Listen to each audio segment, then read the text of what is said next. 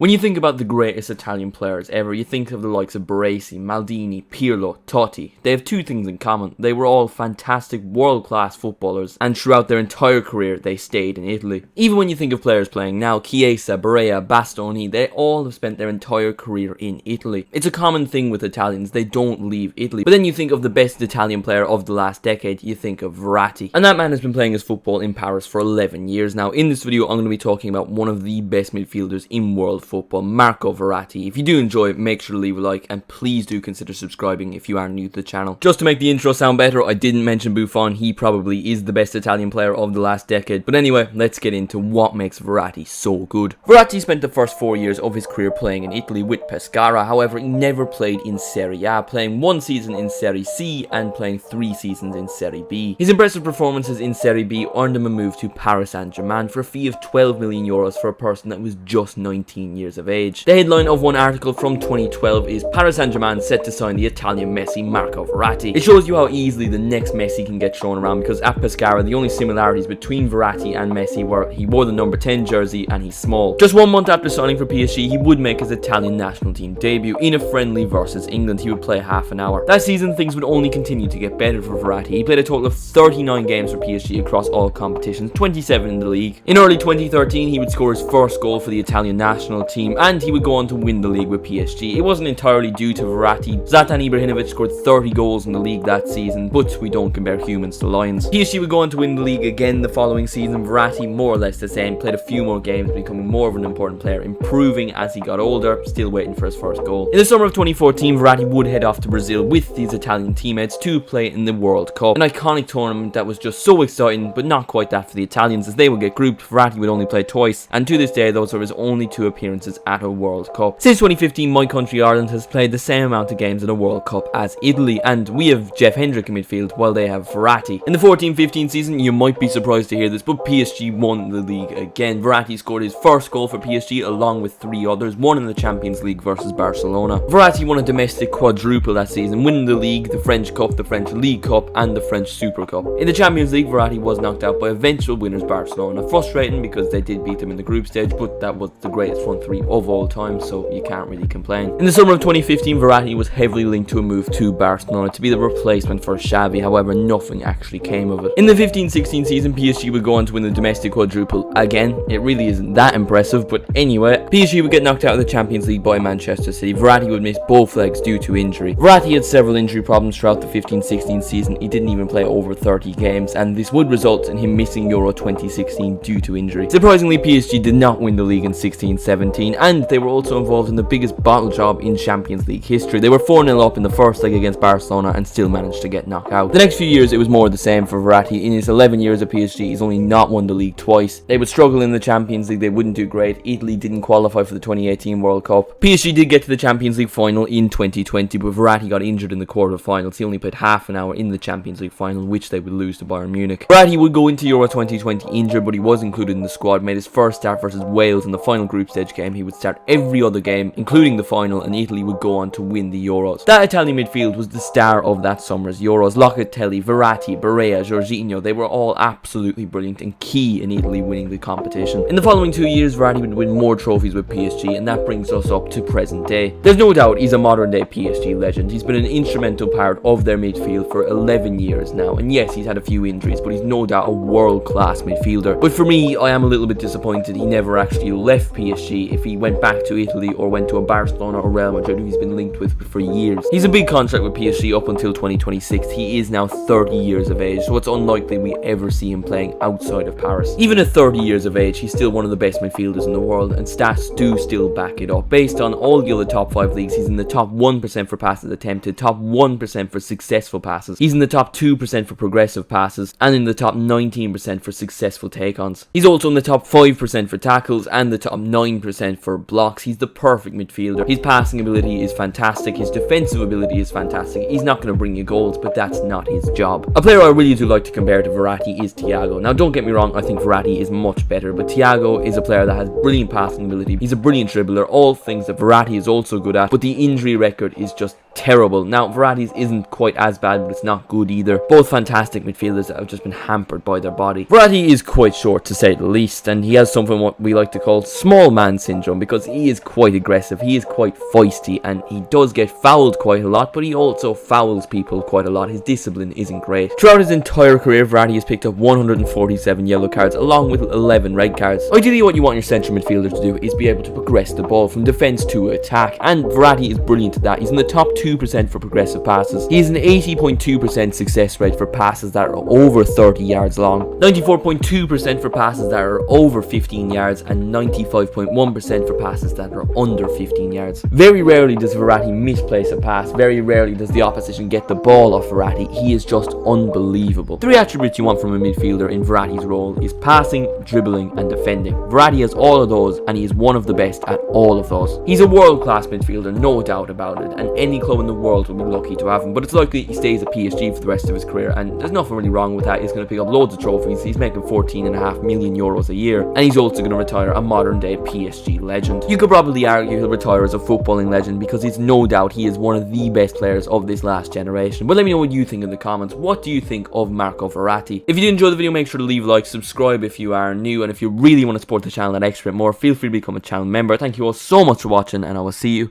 in the next one.